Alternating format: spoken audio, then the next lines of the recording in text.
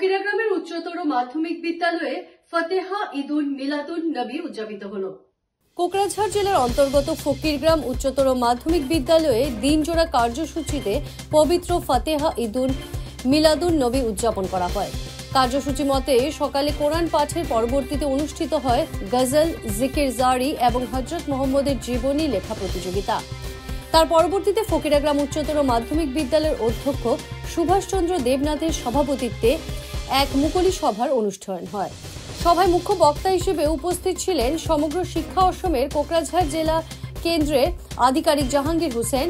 অতিথি হিসেবে উপস্থিত থাকেন মোজাম্মিল হক, ফকিরাগ্রাম উচ্চতর মাধ্যমিক বিদ্যালয় SMDCর সভাপতি জ্যোতিষ রঞ্জন নাথ সহ বিভিন্ন গণ্যমান্য ব্যক্তিত্বরা।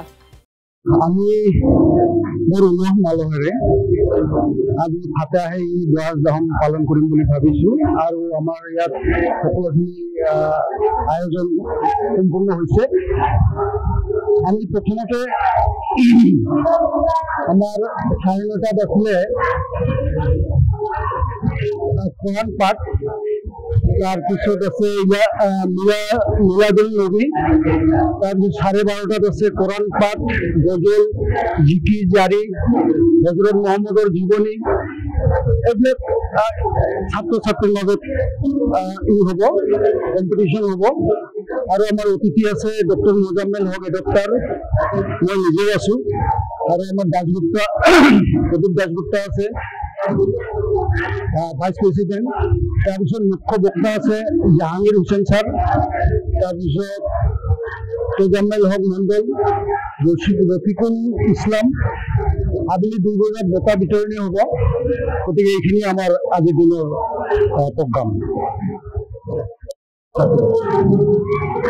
আজিৰ দিনত মানে আজি 16 সেপ্টেম্বৰ তাৰিখ, আজিৰ দিনটোত হযৰত মুহাম্মদৰ জন্মতিথি আৰু মৃত্যুতিথি দুয়োটাই মিলিছে। এই শুভ ক্ষণত পবিত্ৰ ফাতেহা ঈদ ওয়াজ দাহাম উৎসৱ উদযাপন কৰিলে যিমান অশান্তি আছে এইবিলাক সব দূৰ হয় বুলি আমাৰ দৃঢ় বিশ্বাস। সেইকাৰণে আমি খৰখেদাকৈ আজিৰ দিনটোতে এই উৎসৱ পালন কৰিবলৈ লৈছো। প্ৰগ্ৰাম ৰাতিপুৱা কোৰআন পাঠ আছিল, তাৰপিছত এতিয়া গজল আৰু জিকিৰ এইবিলাক আছে, তাৰপিছত কেৰাত হ'ব, তাৰপিছত আমাৰ অতিথি আহি আছে, অতিথিসকলৰ ভাষণ হ'ব ছাত্ৰ ছাত্ৰীসকলৰ উদ্দেশ্যে। এই ওয়াজদাম একচুয়ালি প্ৰফেট মুহাম্মদ সাল্লাল্লাহু আলাইহি ওয়াসাল্লামৰ বার্থ এনিভার্সারি বুলি কয়। সেই সময়তে প্রফেট মুহাম্মদ সাল্লাল্লাহু আলাইহি ওয়াসাল্লাম যিদিনা জন্ম হৈছিল এই সেম ডেটতেই সেই মানে স্বৰ্গীয় হৈছিল, মানে মৃত্যুবৰণ কৰিছিল। সেই দিনটিকে ফাতেহা ঈদ ওয়াজদাম হিচাপে পালন কৰা হয়। আজি একচুয়ালি যদিও এইটো মানে এটা একচুয়ালি মানে শান্তি, পৃথিৱীত শান্তি আহক, প্ৰফেট মুহাম্মদ সাল্লাল্লাহু আলাইহি ওয়াসাল্লামৰ যিবিলাক মেছেজ পৃথিৱীবাসীলৈ, সেই মেছেজৰ ওপৰতে তাৰ বাৰ্থ এনিভাৰ্সাৰি বিভিন্ন আলোচনা হ'ব। আৰু মই ভাবিছো একচুয়ালি প্ৰফেট মুহাম্মদ সাল্লাল্লাহু আলাইহি ওয়াসাল্লাম পৃথিৱীবাসীলৈ কি মেছেজ দিছিল সেই মেছেজটোৱে মই দিব আহিছো। একচুয়ালি মেছেজটোৱে প্ৰথম কথাটো হৈছে যে ইছলাম সালামতিৰ ওপৰত আহে। সালামত যেনেকুৱা সালাম আলাইকুম, তাৰ মানে আল্লাহ আপোনাৰ ওপৰত শান্তি বৰ্ষিত কৰক, ওয়ালাইকুম সালাম আপোনাৰ ওপৰত শান্তি বৰ্ষিত কৰক।